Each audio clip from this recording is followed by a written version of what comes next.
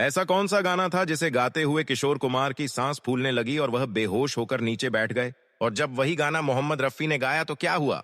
और वह यह गाना गा ही नहीं सके? यह इतना दर्द भरा और भावुक गाना था जिसे गाने के लिए दिल के अंदर से आवाज निकालनी पड़ती थी। जब आप यह गाना सुनेंगे तो आप भी इस गाने में खो जाएंगे। इसी वीडियो के अंदर आपको इस गाने का एक क्लिप भी सुनाया जाएगा, तो आपसे गुजारिश है कि वीडियो को आखिर तक जरूर देखें, क्योंकि कहानी बड़ी दिल को छू लेने वाली है। वीडियो शुरू करने से पहले आपसे एक छोटी सी गुजारिश है, अगर आप रफी साहब से प्यार करते हैं तो चैनल को सब्सक्राइब करें और बेल आइकन के बटन को प्रेस कर लें और कमेंट में नाइस मोहम्मद रफी लिखकर जरूर जाए। फिल्म के लगभग सभी गाने किशोर कुमार की आवाज में रिकॉर्ड हो रहे थे और उनकी आवाज हर तरफ धूम मचा रही थी। एक के बाद एक गाना रिकॉर्ड हो रहा था और लोग किशोर कुमार की आवाज को बेहद पसंद कर रहे थे।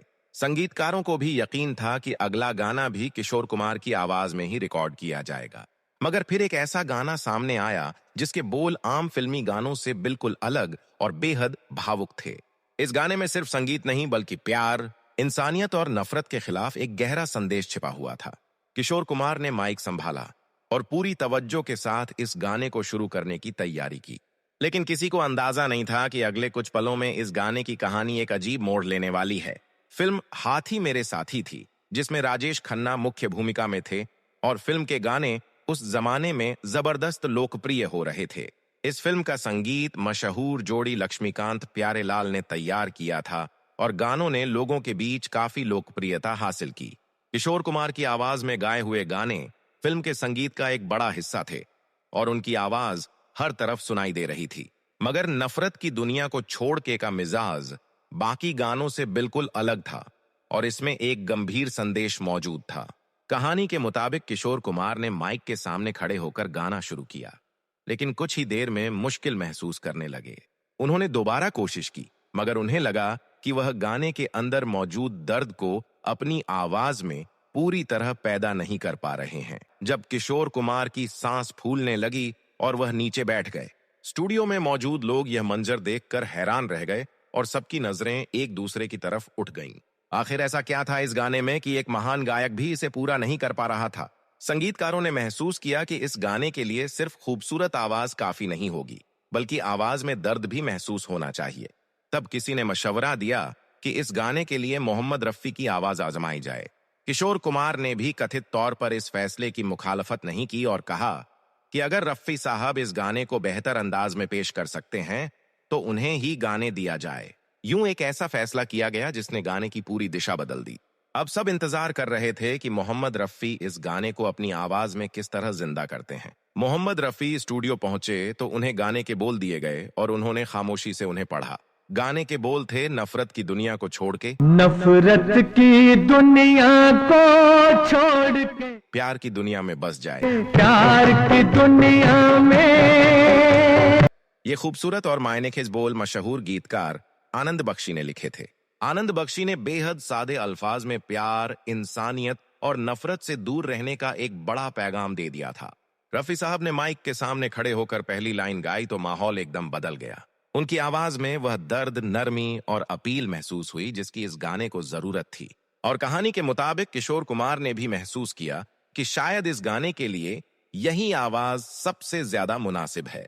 इस गाने की धुन लक्ष्मीकांत प्यारेलाल ने तैयार की थी और संगीत ने आनंद बख्शी के अल्फाज को और भी असरदार बना दिया। धुन में एक तरफ नरमी थी और दूसरी तरफ ऐसा दर्द था जो गाने के पैगाम को सीधा दिल तक पहुंचाता था। जब इस धुन पर मोहम्मद रफी की आवाज शामिल हुई तो अल्फाज और संगीत एक दूसरे में पूरी तरह घुल गए। रफी साहब ने नफरत के शब्द को भी ऐसी कैफियत से अदा किया कि वह एक सख्त हुक्म के बजाय दर्द भरी अपील महसूस होने लगा। और जब उन्होंने प्यार की दुनिया में बसने की बात की तो गाना एक आम फिल्मी नगमे से कहीं बड़ा पैगाम बन गया। यही वह मुकाम था जहां शायर के अल्फाज, संगीतकारों की धुन और गायक की आवाज एक साथ आ गए और इस मेल ने गाने को एक यादगार हैसियत दे दी। फिल्म के दूसरे गानों में किशोर कुमार की आवाज अपनी पूरी लोकप्रियता के साथ मौजूद थी। चल चल चल मेरे साथी जैसे गानों ने भी लोगों में खूब लोकप्रियता हासिल की और किशोर कुमार की आवाज हर तरफ सुनाई देती थी। इसीलिए यह सवाल और ज्यादा दिलचस्प बन जाता है कि एक खास गाना आखिर मोहम्मद रफी को क्यों दिया गया। इस काल्पनिक कहानी के मुताबिक वजह यह थी कि इस गाने के लिए जिस दर्द और नरमी की जरूरत थी वह रफ़ी साहब की आवाज में ज्यादा नुमायां थी। किशोर कुमार अपनी जगह एक महान गायक थे और उनकी आवाज ने बेशुमार गानों को यादगार बनाया। लेकिन हर गाना एक ही तरह की आवाज नहीं मांगता और हर कैफियत के लिए अलग गायक की जरूरत हो सकती है। इसीलिए इस कहानी में रफ़ी साहब की आवाज को इस गाने के लिए चुना गया। कहानी के मुताबिक जब रिकॉर्डिंग पूरी हुई तो स्टूडियो में कुछ पलों तक खामोशी रही। मोहम्मद रफ़ी की आवाज में आखिरी सुर खत्म हुआ तो सब लोग गाने की कैफियत में डूबे हुए थे। किशोर कुमार ने भी रफ़ी साहब की आवाज को सराहा और महसूस किया कि गाने के अंदर जिस दर्द की जरूरत थी वह अब पूरी तरह सुनाई दे रहा था। यहाँ दोनों महान गायकों के बीच मुकाबला नहीं बल्कि फन की इज्जत दिखाई गई। किशोर कुमार की अपनी आवाज का जादू था और मोहम्मद रफ़ी की अपनी आवाज का दर्द। दोनों ने अपनी अपनी जगह हिंदी फिल्मी संगीत को बेशुमार यादगार गीत दी और यही वजह है कि इस काल्पनिक कहानी में यह गाना दोनों महान गायकों के नामों से जोड़ दिया जाता है। फिल्म रिलीज हुई तो किशोर कुमार की आवाज में मौजूद दूसरे गानों ने भी लोगों के दिल जीत ली। उनकी आवाज में गाए गए गाने सुनने वालों में तेजी से लोकप्रिय हो रहे थे और फिल्म के संगीत को बहुत पसंद किया जा रहा था। लेकिन नफरत की दुनिया को छोड़ के ने अपनी अलग पहचान बनाई क्योंकि इसके अंदर एक स्पष्ट मानवीय संदेश मौजूद था।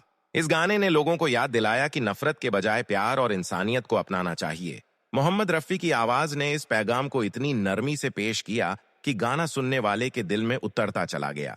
आनंद बख्शी के अल्फाज और लक्ष्मीकांत प्यारेलाल की धुन ने रफ़ी साहब की आवाज के साथ मिलकर गाने को पूरा कर दिया और यही वजह है कि कई दशक गुजरने के बावजूद यह गाना आज भी याद किया जाता है। आखिर में इस गाने की असली ताकत इसके सादे मगर गहरे पैगाम में छिपी हुई है। बोल आनंद बख्शी के थे, धुन और संगीत लक्ष्मीकांत प्यारेलाल का था और आवाज मोहम्मद रफ़ी की थी। किशोर कुमार ने फिल्म के दूसरे गानों को अपनी आवाज से यादगार बनाया और उनकी लोकप्रियता अपनी जगह कायम रही।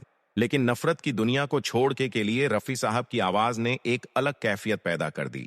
यह गाना हमें बताता है कि संगीत में मुकाबले से ज्यादा अहम गाने का एहसास और उसका पैगाम होता है और यही वह वजह है कि आज भी जब यह गाना बजता है तो इसके अल्फाज दिल को छू जाते हैं।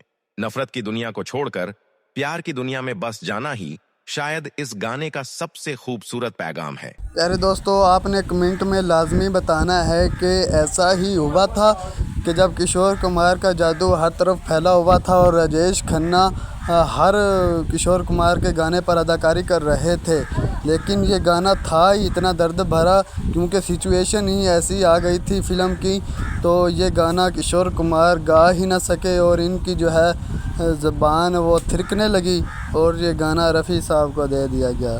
जब रफ़ी ने गाना गाया तो हर तरफ तूफ़ान मच गया, हर तरफ इसका चर्चा होने लगा।